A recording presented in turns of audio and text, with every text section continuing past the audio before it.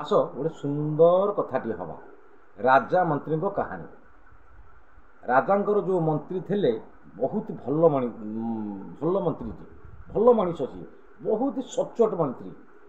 गोटे जिनिस क्या माने नाच देवेनी ना क्या कौन सी जिनिस माने राजांकर क्षति करदेवेनी। राजा मंत्री को बहुत भल विश्वास करती। मो मंत्री जनक बहुत भल मनीष कौन सी जिनिस ठकिके नियंतिनी कि क्या ठकिके दियंतिनी कि कहार क्या जन को नाच माने टंका टे दियंतिनी यही टाइपर मंत्री कि बहुत ही भल मनीष ही मंत्री।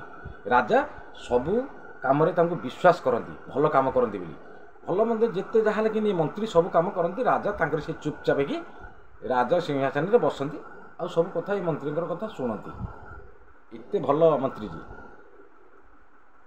ये जो राजा पाखे आउ किछि खड़ुआ लोक थिले से माने दिने विचार करके बसिकी कहले ये मंत्री थला तक आम राजा कौन सी जिनिस हेले नहीं पारिबानी।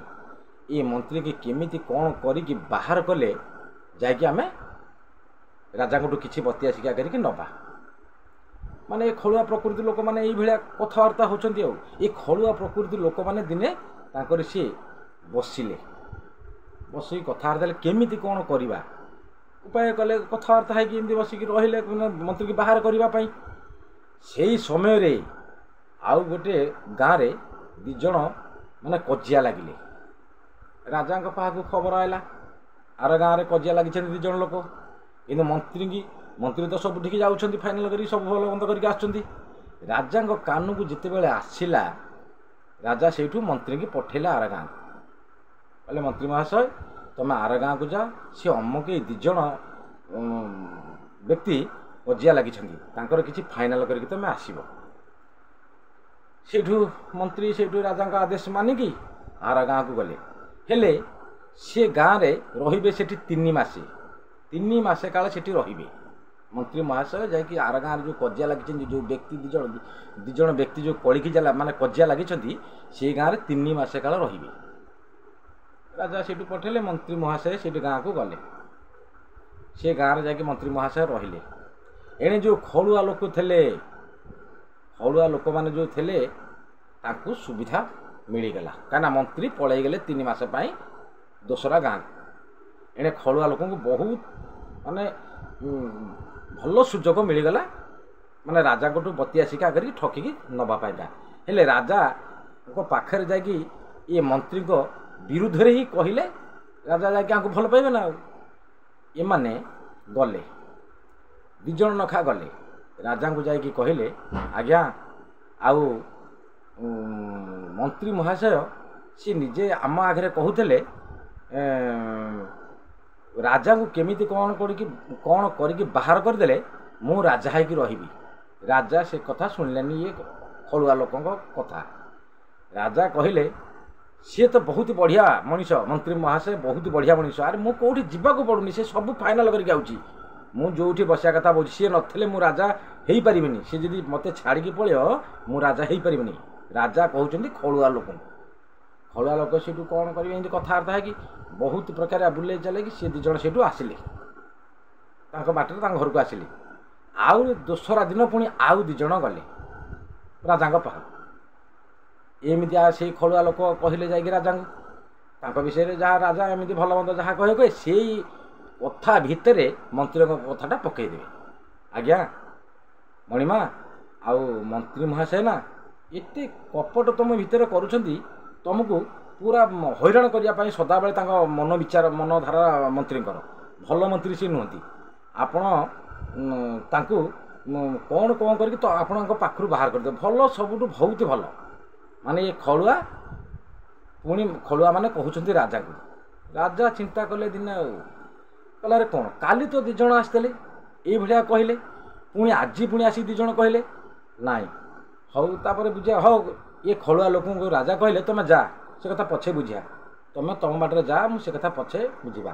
ता पर दिन पुणी आउरी 5 जन गले राजा पाख राजा पाखे दुख सुख जहाँ कथबार्ता हेले कथबार्ता हवा पर से भितर से मंत्री कथाटा पुणी आरंभ कले कहला आज्ञा ये जो मंत्री महाशय ना बहुत खराब लोक आपण प्रति बहुत खराब कथबार्ता कर आपन को सदाबले माने ऊपर किसी आपण पाखे भल कथबार्ता कि भितर भितर से बहुत तुमको माने खराब कि सेमितिया मंत्री आपण पाखे रखा कथा नुह ये 5 जन खलुआ लोक कहते राजा को राजा से कहले प्रथम दिन 2 जन कहले यही कथा द्वितीय दिन कहले यही कथा तृतीय दिन 5 जन जाक कहते यही कथा ताले किछि ना किछि ये मंत्री महाशय मो ऊपर माने कौन हेले करुथिबे सेठू सी जाइथिले जो दोसरा गाँ को 3 मास काल रहीकि आसीबे बोली सेठा फाइनल करिकि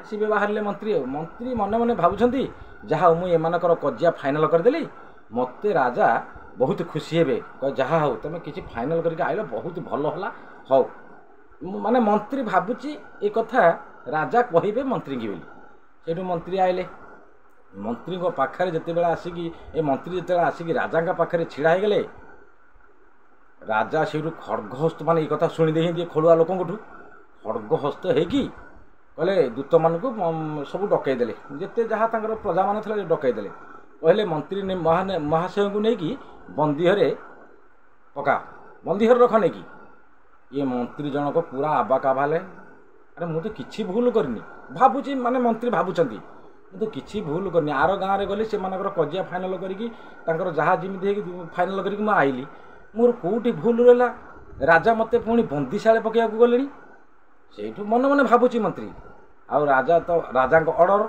राजा आदेश ये दूत लोक मैंने जिते सब तले प्रजा मैंने राजा ये मंत्री धरिकी नहीं बंदी घरे रखिले चाबी पकईकि बंदी घरे रखिदे ये खलुआ प्रकृतिर लोक मैंने जो खलुआ प्रकृतिर लोक मैंने जो कहीकि मंत्री की बंदी घरे तो राजा बतिया शिक्षा करके पकईले एथर सुविधा पड़गला राजा सब ठकिकी नवापाइंका एमती नौ नौ बहुत दिन माने राजा तो रहे माने मंत्री रे 7 वर्ष काल सी बंदी घरे आउ गोटे नुह कि जोड़े नुह कि मसे नुह कि 2 मासे नुह 5 वर्ष नुह कि 2 वर्ष नुह 7 वर्ष काल से बंदी घरे ही बंदी होकर रही राजा आदेश एणे खलुआ लोक बहुत सुविधा पड़गला एमती राजा को बथिया शिखिया करके टंका पैसा सुना रूपा सब नहीं चलले ये खलुआ लोक तिक जिते के राजा पाखे कहीं ऑर्डर मिल जाए ना ये खलुआ लोक सब राजा ऑर्डर दे तुम द्वारा सब काम नाम हम तुम्हें जहाँ कर तुम सब कर राजा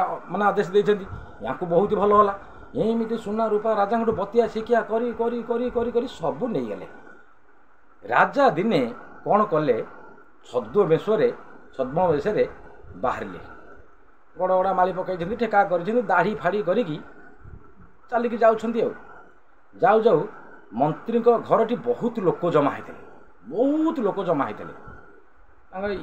दांड द्वारा बसिकी बहुत लोक कथबार्ता होती से समय जाकि राजा पहुँचले सेठी पचारे भाई कौन है कौन एत लोक कहीं जमा हो कौन असुविधा कौन है सेठी सेठाकर व्यक्ति जड़े जो लोक जमा होते से भितर जड़े कहूँ देख भाई आम मंत्री महाशय बहुत बढ़िया लोक राजा कौन भाविकी 7 वर्ष काल जेल पकईले कला बंदीशाला पकईले एबे ऑर्डर आसी राजा निजे भूल बुझिकी मंत्री की काली बाहर करेंगे से कथा आमर ये विचार पड़ी ये राजा कहते अरे मु तो किसी कहनी मु तो किसी विचार करनी मु तो बाहर करने को कथा कहनी ताले कथा हला केमी किए कहला कथा माने राजा भावुंट साधु वेश जाइए माने गड़गड़ा माली पकईकि सद्म वेश जाइए सब कथा शुणिले पुणी से माने लोक राजा को कहले किसी लोक खराब लोक राजा को बतिया शिक्षा करके एमती आम मंत्री की बंदीशाला रखिले बहुत भल मंत्री आमर भल मंत्री सी राजा बहुत भल संपर्क भितर किए एमती विषमुंजी बणिला जे राजा तांकरी बोलरे पड़ी मंत्री की बंदी घरे ही 7 वर्ष रखिले हेले काली भूल बुझी सारिकी राजा बुझीपारे कि मंत्री की काली बंदी घर बाहर करेंगे यही कथाटा आम शुणिकी आम बसिकी ये कथबार्ता होने राजा कौन कले कुआड़े किसी न चिंता करी सीधा डायरेक्ट बंदी घर टी आसिले पूरा बंदी घर टी आसिले बंदी घर टी आसला समय अच्छा दूत मैंने जगिवाई दूत मैंने ये रूप को देखिक चिन्ह पाइले जिते जाऊँच राजा दूत बाटर अटकेला ये राजा कहते अरे मु पूरा राजा ମୋତେ କ'ଣ ଅଟକାଉଛୁ, ମୋତେ ଛାଡ଼ିଦିଏ, ମୁଁ ଯିବି ମନ୍ତ୍ରୀଙ୍କ ପାଖକୁ। ଏକଥା ଶୁଣିକିରି ଦୂତ ପୁରା ତାଙ୍କର ସେ ରାସ୍ତା ଛାଡ଼ିଦେଲେ। ରାଜା ଯାଇକି ମନ୍ତ୍ରୀଙ୍କ ପାଖରେ ପହଞ୍ଚିଗଲେ ବନ୍ଦିଶାଳେ। ମନ୍ତ୍ରୀ ବସିଛନ୍ତି ସେ ଭିତରେ, 7 ବର୍ଷ କାଳ ବସିଛନ୍ତି। ଦାଢ଼ି ଫାଡ଼ି ଭଲ ମନ୍ଦ ପୁରା ରୂପ ବି ଟିକେ ଇଏ ହେଇଗଲାଣି। 7 ବର୍ଷ କାଳ ଗୋଟେ ବନ୍ଦୀ ଘରେ ରହିବାଟା କ'ଣ ସହଜ କଥା। ସେଇଠୁ ରାଜା ଯାଇକି ମନ୍ତ୍ରୀଙ୍କ ସାମ୍ନାରେ ବସିଲେ। ମନ୍ତ୍ରୀକି ସେଇଠୁ ମନ୍ତ୍ରୀ ମହାଶୟ ସେଇଠୁ କ'ଣ କଲେ, ରାଜାଙ୍କୁ ସାଧୁ ମହାଶୟଙ୍କୁ ପଚାରିଲେ, ସବୁ କଥାବାର୍ତ୍ତା ଏମିତି ହେଲେ। ରାଜା କହିଲେ, ତମେ ବାହାରିକି ଯିବା ପାଇଁକା ତମ ଦୁଆରେ ରାଜା ନିଜେ ଭୁଲ ତାଙ୍କର ବିଚାର ନିଜେ ଭୁଲ ବୁଝିପାରିକି କଥା ହେଇଛନ୍ତି। ତମ ଦୁଆରେ ବହୁତ ଲୋକ ବସିକି କଥା ହେଇଛନ୍ତି, ଆଜି ରାଜା ମାନେ ମନ୍ତ୍ରୀ ବାହାରିବେ। ଇଏ ରାଜା କହୁଛନ୍ତି ଛଦ୍ମବେଶରେ ବସିକି। ଆଉ ପୁଣି ରାଜା କ'ଣ କହୁଛନ୍ତି, ମନ୍ତ୍ରୀ ଏତେ ମାନେ ସେ ରାଜା କେମିତି ଜାଣିପାରିଲେଣି, ମନ୍ତ୍ରୀ କି କହୁଛନ୍ତି ସେ ରାଜା କେମିତି ଜାଣିପାରିଲେଣି ଏତେ ଭଲ ରାଜା, ସବୁ କଥାବାର୍ତ୍ତା ଲୋକମାନେ ହେଉଛନ୍ତି, କ'ଣ ଭାବିକି ମନ୍ତ୍ରୀକି ବନ୍ଦିଶାଳେ ରଖିଲି। ମନ୍ତ୍ରୀ କହୁଛନ୍ତି, ଦେଖନ୍ତୁ ମୋ ସାଧୁ ମହାତ୍ମା, ତମେ ଯାହା କହିବ, କିନ୍ତୁ ମୋ ରାଜାଙ୍କ ବିଷୟରେ ତମେ କିଛି ସେମିତି କହନି। ରାଜା ମୋର ବହୁତ ବଢ଼ିଆ ଭଲ ଲୋକ, ମୋତେ ବହୁତ ଭଲ, ସିଏ ତାଙ୍କ ବିଚାରଧାରା ମଧ୍ୟ ବହୁତ ଭଲ। ସିଏ କାହାଠୁ ଶୁଣିକି ଖଳୁଆ ଲୋକଙ୍କଠୁ ପ୍ରକୃତିରୁ ଶୁଣିକି ମୋତେ ଏ ଘରକୁ ସିନା ଛାଡ଼ି ଦେଇଛନ୍ତି, ନହେଲେ ରାଜା ହେଉଛନ୍ତି ଆମର ବହୁତ ବଢ଼ିଆ ଲୋକ। ମନ୍ତ୍ରୀ କହୁଛନ୍ତି ରାଜାଙ୍କୁ, ଏଇ ଯେଉଁ ଛଦ୍ମବେଶରେ ବସିଛନ୍ତି ସାଧୁ ରୂପରେ ଯେଉଁ ରାଜା ବସିଛନ୍ତି, ରାଜାଙ୍କୁ କହୁଛନ୍ତି ଏ କଥାଟା। ସେଇଠୁ ରାଜା କ'ଣ କଲେ, ଇଏ ମନ୍ତ୍ରୀ ଯେଉଁ ଛଦ୍ମବେଶରେ ଥିଲେ ରାଜା ପଗଡ଼ିକି ଖୋଲିଦେଲେ, ଦାଢ଼ି ଖୋଲିଦେଲେ, କହିଲେ ବାଃ ରେ ମନ୍ତ୍ରୀ ଭାଇ, ବାଃ, ଆସ ମୋ ସାଙ୍ଗକୁ ଆସ, ମୋ ପାଖକୁ ଆସ। ଡାକିକି କୋଳାକୋଳି ହେଲେ ମନ୍ତ୍ରୀ ରାଜାଙ୍କର କୋଳାକୋଳି ହେଲେ। ସେଇଠୁ ରାଜା ସେଇଠୁ ଯଦି ସଚ୍ଚୋଟରେ ଥବ ନା, ସଚ୍ଚୋଟରେ ଯେଉଁ ଲୋକ ଥବ, ସତରେ ଥବ, ତାର କିଛି ଅସୁବିଧା ନାହିଁ। ତମେ ତା ଦେହରେ ଯେତେ କାଦୁଅ ବୋଳି ଦିଅ, ତା ଦେହ ଯାକ ଯେତେ କାଦୁଅ ବୋଳି ଦିଅ, ତାର ସେଇ ସତ ବାସନାଟା ସଦାବେଳେ ଥବ। ସଚ୍ଚୋଟରେ ଯିଏ ଥବ ତାର କିଛି ଅସୁବିଧା ନାହିଁ, ସଦାବେଳେ ସେଇ ସତଟା ତା ଦେହରେ ମାନେ ହିଁ ଥବ। ତାର ସେଇ ସତର ଦେହଟାର ବାସ୍ନା ଅଲଗା ପ୍ରକାର ଆସିବ। ଆଉ ମିଛରେ ଯିଏ ଯିବ, ସେ କାଦୁଅ ଯାକ ନେସି ଦେଲେ ସେଇ ମିଛ ହିଁ ତା ଉପରେ ରହିବ। ଆଉ ସେ ସଚ୍ଚୋଟରେ ମନ୍ତ୍ରୀ ଯାଉଥିଲେ, ତାଙ୍କର ଏତେ ଭଲରେ ଯିବା ହେତୁ ଯେତେ କାଦୁଅ ବୋଳିଲେ ମଧ୍ୟ କିଛି ଅସୁବିଧା ନାହିଁ। ସେ ସଚ୍ଚୋଟ ଲୋକ, ସତରେ ଗଲେ, କିନ୍ତୁ ସତ ବିଚାର ପାଇଲେ। ଇଏ ଖଳୁଆ ଲୋକମାନଙ୍କୁ ରାଜା କ'ଣ କଲେ, ସବୁ ଯାକ ଖଳୁଆ ଲୋକଙ୍କୁ ବନ୍ଦିଶାଳେ ପୂରେଇକି ରଖିଲେ। ଏଣେ ଯଦି ମନ୍ତ୍ରୀ ଖଳୁଆ ପ୍ରକୃତିର ଟାଇପ୍ର ହେଇଥାନ୍ତେ, ରାଜା କେବେ ଯାଇକି ବନ୍ଦିଶାଳକୁ ଏକଥା କହିକି କୋଳେଇକି ନିଜେ ଆଣିଥାନ୍ତେ। କିନ୍ତୁ ରାଜା ମନ୍ତ୍ରୀ ଦୁହେଁ ବହୁତ ବଢ଼ିଆ। ରାଜା ଜାଣିଛନ୍ତି ମନ୍ତ୍ରୀଙ୍କ କଥା, ମନ୍ତ୍ରୀ ଜାଣିଛନ୍ତି ରାଜାଙ୍କ କଥା। ଦୁହେଁକା କଥା ଭଲ ଭାବରେ ଜାଣିଛନ୍ତି। ସିଏ କେତେ ଭଲ ଲୋକ, ମନ୍ତ୍ରୀ କେତେ ଭଲ ଲୋକ। ରାଜା ମନ୍ତ୍ରୀ ଭାବନ୍ତି ରାଜା ମୋର କେତେ ଭଲ ଲୋକ। କିନ୍ତୁ ଖଳୁଆ ପ୍ରକୃତି ଲୋକଙ୍କୁ ବନ୍ଦିଶାଳେ ରଖିଲେ। ଖଳୁଆ ପ୍ରକୃତି କରିକି ମନ୍ତ୍ରୀଙ୍କୁ 7 ବର୍ଷ କାଳ ରାଜାଙ୍କୁ ବତିଆ ଶିକ୍ଷା କରି 7 ବର୍ଷ କାଳ ରଖିଦେଲେ। ରାଜାଙ୍କଠୁ ଠକିକି ନେବା ପାଇଁକା ମନ୍ତ୍ରୀ ମହାଶୟ ରାଜାଙ୍କ ପାଖରେ ରହିଲେ। ଏ ଖଳୁଆ ପ୍ରକୃତି ଲୋକଙ୍କୁ ବନ୍ଦିଶାଳେ ପକାଇଲେ। ସତରେ ଥିଲେ ବୋଲି ସତ୍ୟ ମିଳିଲା ମନ୍ତ୍ରୀଙ୍କୁ। ଆଉ ଯଦି ଭିଡ଼ିଓଟି ଭଲ ଲାଗିଥାଉ, ଲାଇକ୍, ସବସ୍କ୍ରାଇବ୍, କମେଣ୍ଟ କରିବି। ରହିଲି, ନମସ୍କାର, ଜୟ ଜଗନ୍ନାଥ।